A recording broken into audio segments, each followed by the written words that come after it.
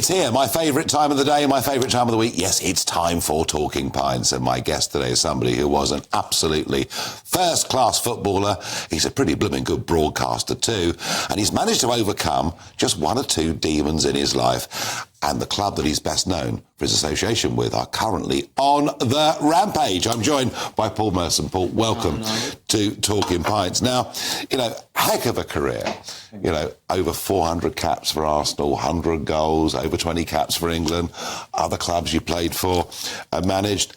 And yet, reading up about you, see, I think of successful sportsmen as being big alpha males, very confident, very aggressive, and you can see when they're age 12, that's what they're like. But you weren't like that, were you? Bit of a shy kid. Yeah, very much so. Very shy. When I was a young kid, I was struggled badly with palpitations, which in this day and age we'd call anxiety attacks. And I went to the doctors one day. The doctor said, stop playing football. Just went like, stop playing. I just couldn't catch my breath. I just couldn't catch my breath. And I was a very shy kid, very shy. And then, I enjoyed playing football. I was good at football. Yeah. Thank God I was good at football. And then as I got older and then I found that and I found other things, it took me out the way I felt. It just completely took me out the way I felt.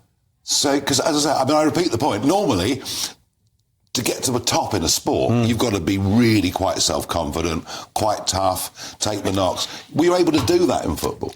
That's a good question, that is. Yeah, probably as time went on, I got more and more confident, but as a kid, 100% not. Very, never ever fancied myself as a player. I never used to stroll around and think I'm going to make it as a footballer and I'm brilliant. Look at me. Very shy. Didn't have that confidence and belief in myself. Other people had to give me that, really, if I'm being honest. So, I even surprised myself, really, how well I've done. Thinking about it now, Because, out there right now, there are hundreds of thousands of teenage kids who want to play, and they've got other sports too, but they want to play the sport they love, and football's the most popular. And, of course, very, very few really make it into the top professional game. What was it got you through? Hard work. I always say, any parent, anybody goes, oh, my kid wants to be a footballer, hard work. And I think it's the same as anything in life. It doesn't matter what you want to be in life. I think people miss that part of it is the hard work. Don't get me wrong, I was born with a talent, and I was fortunate to have a talent to play football. But you've got to work hard. People look at me and they go, oh my God, you've done this and that. I never got to IB for a Marbella and all that with the lads. When I was a young kid, I wanted to be a footballer. I sacrificed everything. When I made it as a footballer, there was a bit of party going on. Other things that happened then, but I didn't do it the other way round. No. Do you know what? I think you're right. I often youngsters ask me, what do we need to do in life? And I always say, I don't know anyone that's reached the top in sport or business or whatever it is that hasn't worked harder 100%. Than almost everybody else that's there. That's kind of dedication, isn't it? Yeah, 100%. It is. It's working hard, and then the rest comes. The rest comes. People look at other top players and they think, oh, look how good he is.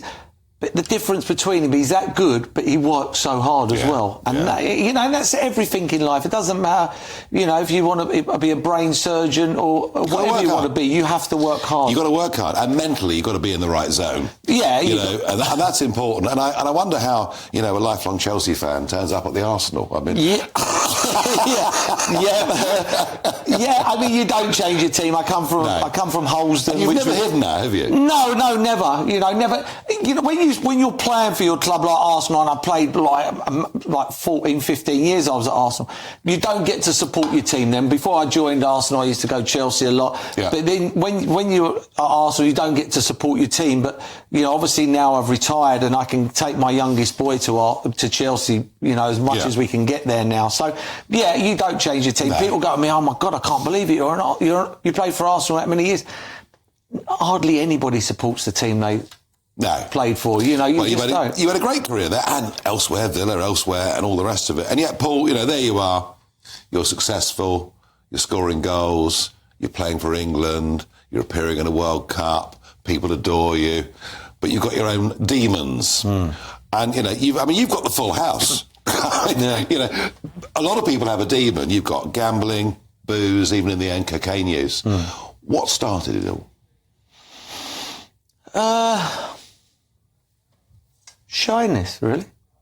Trying to get out the way I felt. Still? Yeah, I was never comfortable in my own body. Never, ever. Always wanted to be someone else. Everybody wanted to be me. Yeah. And I wanted to be someone else. Yeah. And it was like, I was always scratching. Always never comfortable in my own body. And as soon as I had that bet and the drink and then I took the drugs, I just become that like, wow. You know, it was like walking onto a spaceship. You know, even when I walked into a betting shop for the first time, it was like, I don't know, it was just a weird feeling. It was just like, it just took me out the way I felt the whole time. I never wanted to be me. I always wanted to be someone else. I mean, that quote that other people wanted to be you, but yeah. It's a very interesting quote. And yet, Paul, you know, you're doing all this stuff whilst at the same time you're a top flight professional footballer. There's one very, very simple question. How? How did you manage it all? You know what? Being around good players. I was very fortunate. I don't care who you are. You can be you see players and they can be the best player in the world. Your owners, I think it's the same with anything, football, cricket, tennis, and even any business. Yeah, but come on, you're turning up hungover. Yeah, but you're only as good as the people around you. You know, that's the same as anything. You know, always was around good people, good players. You know, and I could play. I worked hard. But, yeah, I mean, sometimes I look back now and I honestly think miracle. Yeah, amazing. And you've managed to deal with those demons and put them all behind you. Yeah, I mean, a day at a time. A day at a time. You know, I live my life a day at a time. I find now, Nigel, I live in the moment today. I can live in the moment. I'm here today now. Yeah. I'm not thinking what I'm doing tomorrow or what I did yesterday. Yeah. And that's the richest I've ever been, by living in the moment. I lived, every day I lived was like always thinking about what I'm going to do, and I never lived in the moment. I mean, I'd been a millionaire 3-4 times over, and I still wanted to kill myself. Yeah. You know, it just wasn't enough to make the money. And I don't now, because it's not about the money anymore. Living in the moment and enjoying it, it's not a bad way of looking at it. But I have an addiction where it's the only illness in the world that tells you haven't got it. Yeah. So you have to live it a day. You have to live a day at a time. Soccer Saturday, you've been a regular fixture on that for years. What's going on with football on television? They're sacking all the great people, the Jeff Stellings, anyone that's male and over a certain age gets booted out, don't they? Well, I hope not. I'm still on. No, Jeff wanted to leave. Jeff left. Did he? You know what I mean? Did he really? Yeah, he did. He left. He wanted to leave, so he left. And, you know, he's doing well. I see Jeff all the time now. You know, he's on a tour and I've been fortunate to go on it, and he's on Talk Sport now. But there has been a bit of a change, hasn't there?